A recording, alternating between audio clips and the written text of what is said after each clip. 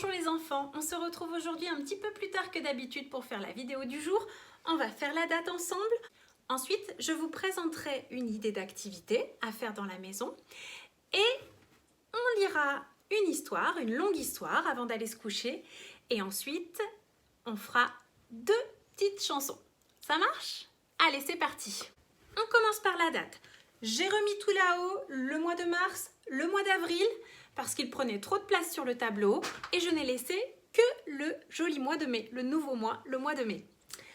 Alors, hier j'ai fait la date et j'avais fini d'habiller Monsieur Loup.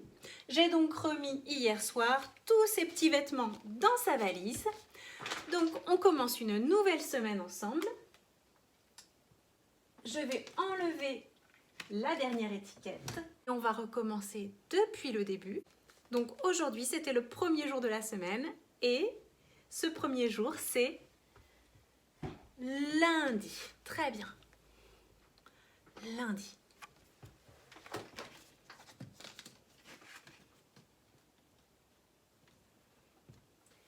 Le lundi, Monsieur Loup, quel vêtement met-il? En effet, c'est sa culotte verte.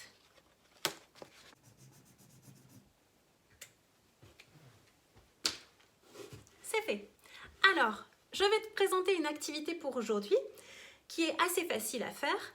Il s'agit de chercher dans la maison partout où tu vois des lettres. Donc moi, j'ai installé dans ma maison l'alphabet et j'ai aussi installé les jours de la semaine qui sont écrits avec des lettres, mais il y a plein d'autres endroits où j'ai trouvé dans la maison des lettres. Par exemple, dans ma cuisine, j'ai trouvé un paquet de farine. Dessus, il y a des lettres. J'ai aussi trouvé une boîte de thé avec des lettres, ici, ici, et puis en bas. Sur les côtés aussi, il y a des lettres, plein de lettres. J'ai aussi trouvé un petit tableau. J'ai bien remarqué que là, il y avait un dessin, mais ici, il y a des lettres. Elles ne sont pas faciles à voir, on dirait du graphisme, mais c'est bien des lettres attachées. J'ai aussi trouvé une grande boîte d'allumettes avec dessus des lettres. Et puis j'en reconnais certaines. Je reconnais le L, le O, le P. Voilà. Toi aussi, tu peux chercher dans ta maison des objets sur lesquels tu vois des lettres et essayer de nommer ces lettres. Allez, bonne chasse aux lettres! Aujourd'hui, je vais te lire une longue histoire. J'ai choisi un loup dans le potager. Alors si tu es prêt, silence, l'histoire commence. Cela fait des jours, des semaines que Monsieur Loup, solitaire, arpente la forêt sans rencontrer le plus petit espoir de déjeuner. Pas un oiseau n'a mis le bec dehors par ce froid glacial. Pas un animal n'a osé sortir le bout de son museau. « J'ai faim !» hurle-t-il à chaque coin du bois. Il en est réduit à grignoter des baies d'églantier. « Plus jamais ça, se dit-il, je vais m'organiser. Faire des réserves, des conserves bien rangées dans ma grande armoire. Je ne serai pas le premier animal qui agit ainsi. »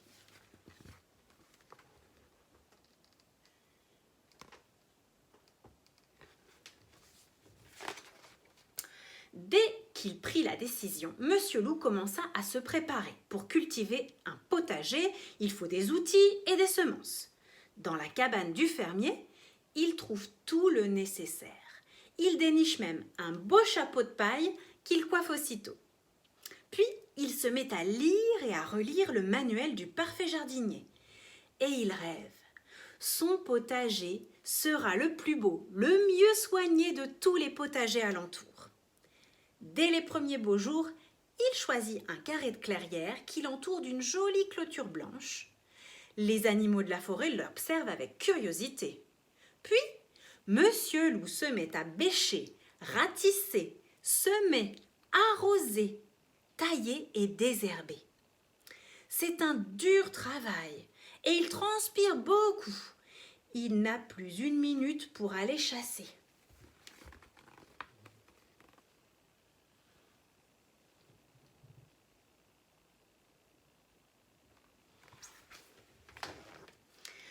Heureusement, les premiers radis roses s'arrondissent bien vite.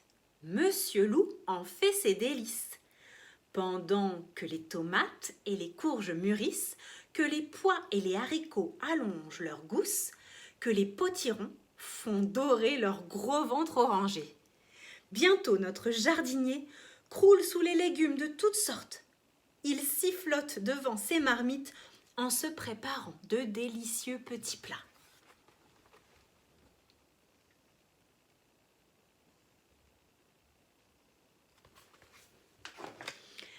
Son armoire à conserve se remplit, Monsieur Loup ne manquera de rien l'hiver prochain, ça c'est certain. Et pendant que leur vieil ennemi jardine et cuisine, pendant qu'il met ses tomates en pot et ses soupes en bocaux, les habitants de la forêt, eux, se promènent. Jamais ils n'ont été aussi tranquilles. Ainsi donc c'est bien vrai, le loup ne mange plus que des légumes.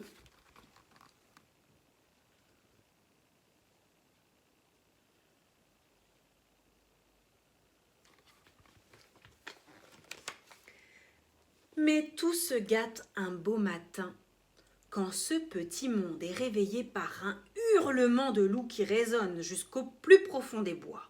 « Trop, c'est trop! Je ne vais pas me laisser faire !» Ses yeux sont redevenus noirs et brillants. « Hé, hibou, approche s'il te plaît, regarde ce désastre. Quelqu'un a dévasté mon potager cette nuit. As-tu vu le coupable? Je vais m'occuper de lui. » « Attends, souffle l'oiseau, je n'ai rien remarqué. Mais essayons de garder les idées claires. Il doit exister une solution raisonnable. » Il ferme les yeux pour réfléchir, puis il chuchote quelques mots aux grandes oreilles du loup. Pas content le loup de voir que quelqu'un a complètement saccagé, abîmé ses plantations.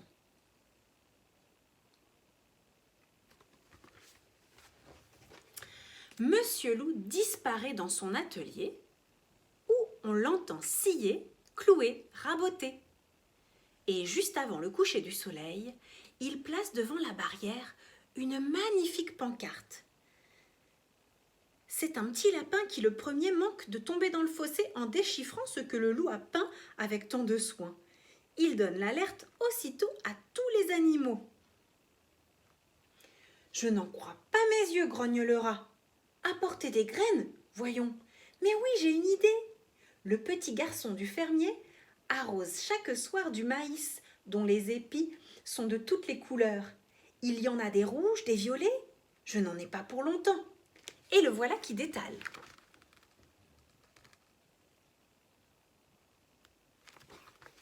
Qu'est-ce qu'il y a écrit sur cette pancarte? Oh, c'est écrit « Le loup offrira des légumes à qui lui apportera graines ou plants d'une espèce ne poussant pas encore dans ce potager. » « Quelle idée formidable !» reprend le grand-père escargot en balançant ses cornes. « On va aller lui chercher de la salade qui repousse quand on la coupe.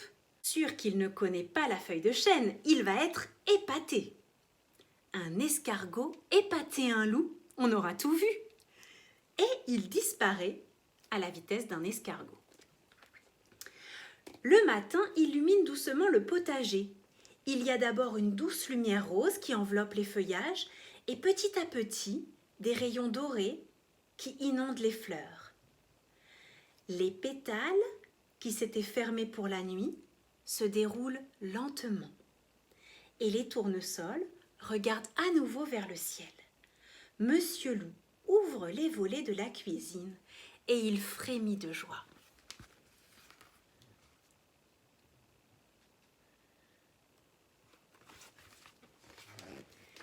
D'un bond, il est dans son jardin. Il s'approche de Madame Lapin qui tremble comme une feuille en serrant dans ses pattes un petit sachet en papier. Il la salue de sa voix la plus douce. « Bonjour, répond-elle. Nous avons apporté ces graines de radis noir, si cela vous intéresse. »« Bien sûr, j'ai lu que c'était très bon. Que vais-je vous proposer en échange ? » « Oh, Nous avons dû punir notre fils qui était venu l'autre nuit grignoter dans votre jardin. Nous ne voulons donc rien vous demander. »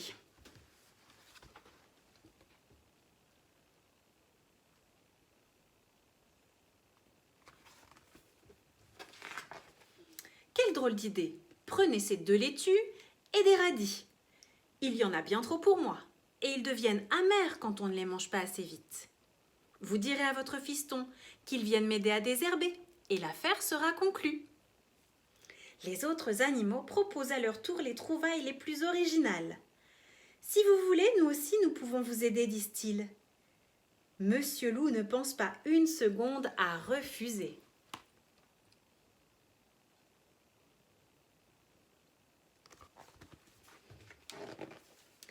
Les conversations vont bon train. Tout en travaillant, chacun explique où il a goûté ce légume, où cueilli cette fleur, comment on les sème, comment on les récolte, comment on peut cuisiner ceci, faire sécher cela. On ratisse, on arrose, on désherbe et on fait rouler tomates et navets dans la brouette ou les paniers. La matinée passe tellement vite que les 12 coups de midi étonnent tous les jardiniers.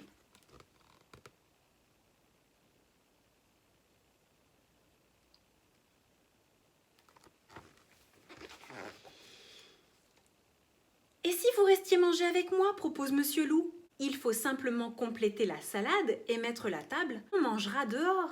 Il fait si beau. » Aussitôt dit, aussitôt fait. Bientôt, Monsieur Loup et ses invités s'attablent autour d'un délicieux déjeuner. Monsieur Loup sourit de toutes ses dents.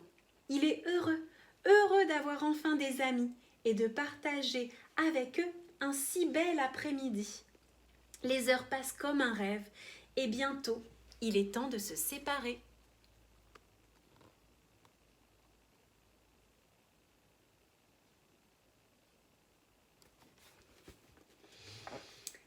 Les bras chargés de cadeaux, les amis de Monsieur Loup s'en vont à regret. Au revoir, Monsieur Loup, à bientôt et merci pour tout.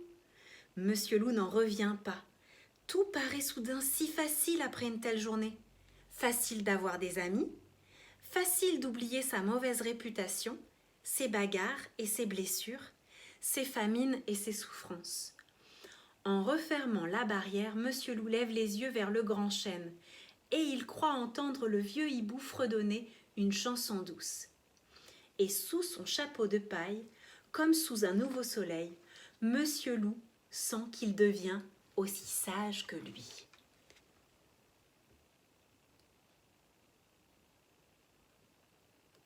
Et voilà cette jolie histoire où le loup a changé et il n'effraie plus les autres animaux, mais ils travaillent ensemble. J'aime beaucoup cette histoire. Alors maintenant, comme on est bientôt le soir, que c'est peut-être l'heure de dîner ou pas loin, on va dire la petite comptine. 1 nez, 2 nez, ok? Allez, 1 nez, 2 nez, 3 nez, 4 nez, 5 nez, 6 nez, 7 nez, 8 nez, 9 nez, 10 nez. Très bien. Et si c'est bientôt l'heure d'aller se coucher, eh ben on peut dire la chanson La Ronde de Nuit. Je sais que vous l'aimez beaucoup.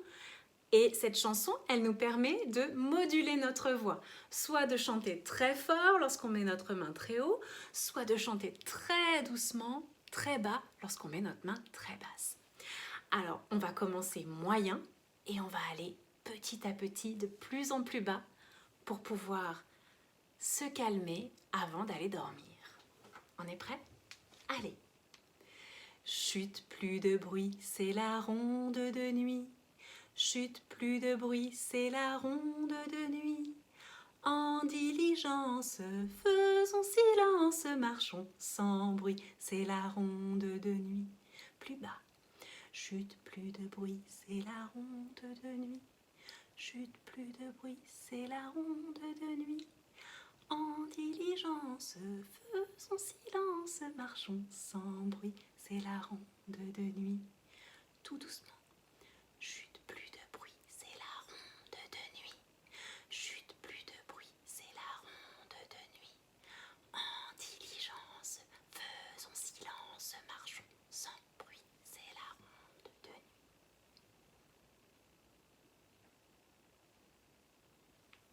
À demain les enfants.